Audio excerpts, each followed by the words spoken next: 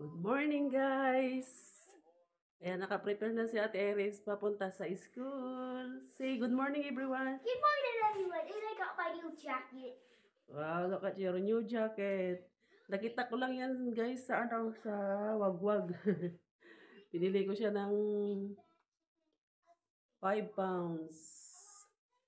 Ano, di ba? Hindi naman siya lumang-luma, pero bago pa rin siya, oh. Tapos si Stewart din na may nabili din ako. Yung napulot ko na pera, yun ang pinabili ko. Di ba? Ayan, prepare na natin yung baon niya kasi doon kasi siya kakain ng lunch mga guys. Kaya i-prepare ko na yung ano niya. Umalis na din yung hipag ko. Kaalis lang niya ng 7:30. Kaya nawaya ako na nga ang video na gaganyan. Ito yung lunch na guys. Sa yogurt na mayroon siyang ganyan, oh. Tapos pasta with chicken. Yan. Kasi yan ang umulam nila kagabi. Sabi niya, gusto daw niya magdala sa school ng ganyan.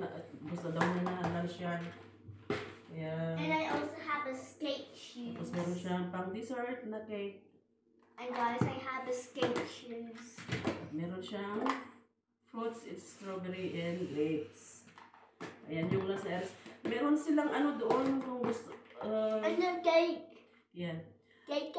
Pwede silang mag-lunch doon ng ano. Kasi pwede kaming, kung kakain siya doon ng lunch, magbabayad kami ng 2 pounds everyday.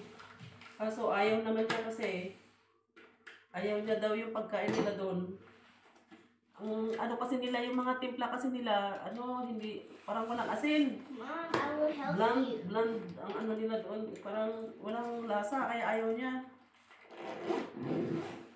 Ayan mga guys, nakaprepare na si Eris. Mommy, I was gonna help you. 8:35 lalayas na kami. Tulog pa si Stewa. Ano ba yan? Nakala ko, opiraan na ngayon yung anak ko. Hindi pa pala, sa Saturday pa. Sa Saturday pa daw. Kasi na-extend. In-extend nila yung pag-opera sa kanya. Yung kamay niya dito. Kasi yung ano mga guys, oh, dito yung naputol. Yung buto dito niya, oh. Ito yung naputol. Na, kumbaga, sa Ilocano, naligasi. Naligasi na niya. Iso nga day 20, opera anda. Tapos ito kasi na damage lang ito. Kasi nangamhangan mo ko, grabe. I got there. Kasakit lang ka dito na. Tapos dito, yan, dito. Tapos syempre, ito yung kami nagsisinil po, kami dagitoy. Ana! Konektado amin, dagitay. So na, isutin na ipakpak siguro. What, baby? I want to destroy the moon. You want me to destroy the moon? Yeah. Why? Because I hate the moon. Diyos ko, uulan na naman. It's raining again outside, right? Umuulan na naman. Diyos ko, grabe yung langit. Oh, ang itim-itim. Then let's go. Ang lamig, grabe. Ayan na guys, kararating ko lang naghatid ka Eris. Tulog pa din si Stewart. Magkakape muna tayo mga guys. Masyadong malamig sa labas. Grabe. Napakalamig. Magkape-kape muna tayo. Ayan.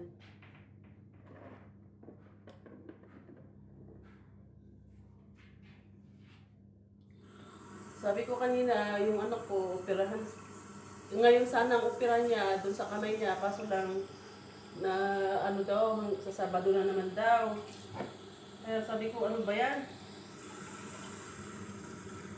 Pag sa public talaga, alam mo na ang mangyayari. Kailangan may pera pa, tapos nila asikasuhin.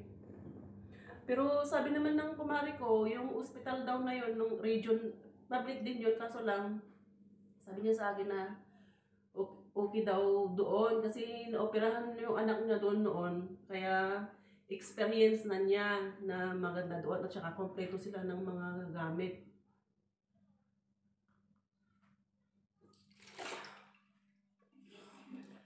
Well, hirap talaga pag pag naandyan ka sa hospital. Kasi na-try ko na noong nandun kami sa Sri Lanka dati. Nung na-confine si Iris dahil sa dahil na dengue siya. Tapos buntis pa ako kay little boy. Ayun. Tapos ako lang ang mag-isang nagbabantay dahil may trabaho naman yung asawa ko. Paggabi lang, paggabi, doon na umuwi yung asawa ko. Pagkatapos nun sa trabaho. Sorry.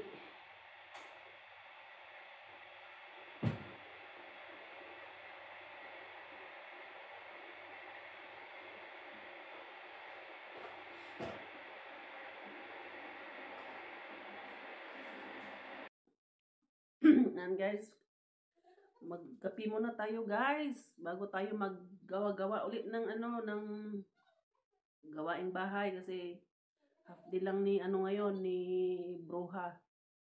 Uuwi siya ng 2 o'clock. Oo, saktong 2:30 na andino siya. Dito na siya sa bahay kasi susunduin siya ng kaibigan. Tapos bukas, wala siyang pasok pero pupunta dun sa anak niya. Tapos, tignan natin ulit. Pagkagaling niya dun sa anak niya, tapos meron na naman bad news doon. Tignan mo. Paghahanap na naman dito sa bahay ng yung dahilan para magreklamo. For sure.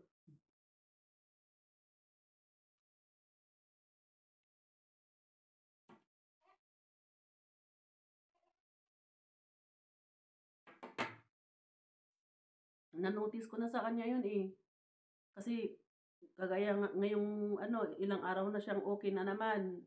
Wala na naman siyang makita na irereklamo sa amin. Pero nung isang gabi, nagreklamo daw siya, sabi ng asawa ko kagabi dahil ginaganon daw niya yung yung filter yung hugasan ng plato.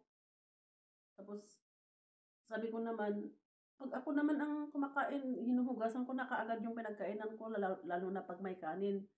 Kumbaga, inilalagay ko lang yung mga plato doon, yung ginamit ng mga bata na pag kumain sila ng chicken nuggets, ganyan. Doon ko inilalagay sa dishwasher. Pero pag yung kinainan ko na mayroon siyang kanin, doon ko inuhugasan sa sa lababo. Tapos ginaganon daw niya, sabi daw niya na hindi daw siya kumakain ng kanin. Sabi ko, paano hindi siya kain ng kanin? Kumakain siya ng chicken curry. Yung ready-made na yung preservatives na na chicken curry na may rice na siya. Sabi ko ganun sa asawa ko kagabi. Gawin niyang sinungaling yung tao ba?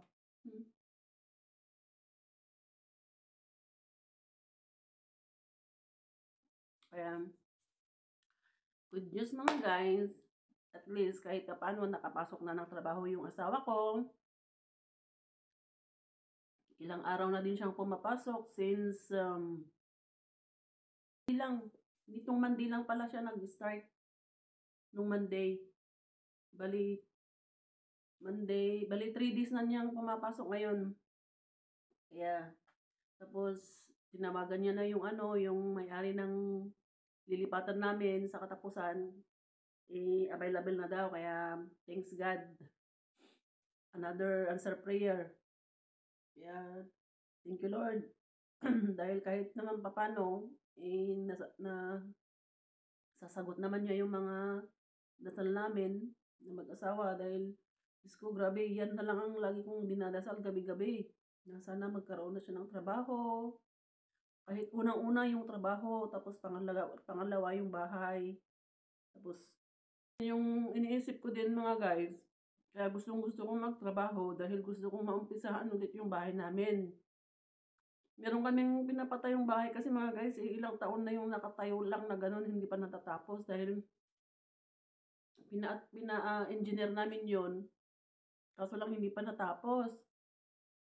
Ang budget nun is 5 million. 3 million na ang 3 million na ang nagastos namin doon. Kaso lang, hindi pa siya meron na siyang na ano na lang, yung kulang finishing na lang. Meron naman na siyang kuryente, kaso lang wala pang bintana, wala pang flooring, wala pang CR. Tapos yung sa third floor, kasi third story yon, 3 story. Yung third floor niya may bubida na siya. Tapos yung second floor wala pa. Pero yung mga ibang mga materials kasi na nabili na dati, hindi nila tinapos lahat. Kaya doon nagalit yung asawa ko, bakit hindi man lang nila inilagay yung mga materials para hindi siya nasira ba ganun. Kasi nung pag-uwi namin nung 2021, ang dami naming nandoon na mga yung mga buhangin, yung mga ah, yung mga bato ba, yung mga graba, gano'n. Tapos yung mga hollow blocks, mga semento nandun lang, nakatambak lang doon. Kaya doon nag-ano rin yung asawa ko na parang ano na siya, na-disappoint, kumbaga gano'n. Tapos yung last money na ibinigay namin, hindi nila totally doon sa bakod, kasi sabi ng asawa ko na pabakuran yung bahay. Yung sa di aglawlaw na nga palibutan namin ng bakod. Kaya nung time na naandun naman ako na ang gumawa. Kumbaga yung allowance naming mag-ina noon, sinacrifice ko yun para matapos lang yung bakod niya. Kaya yun, medyo nabakuran naman yung ano niya, yung ano ng bahay. Di aglawlaw na nga eh. Naku, ang hirap naman kasi magtagalog mga guys. Di bakod, di kuan na, di aglawlaw na nabakura na. Yung eksakto lang na taas, tapos lalagyan na siya ng bakal.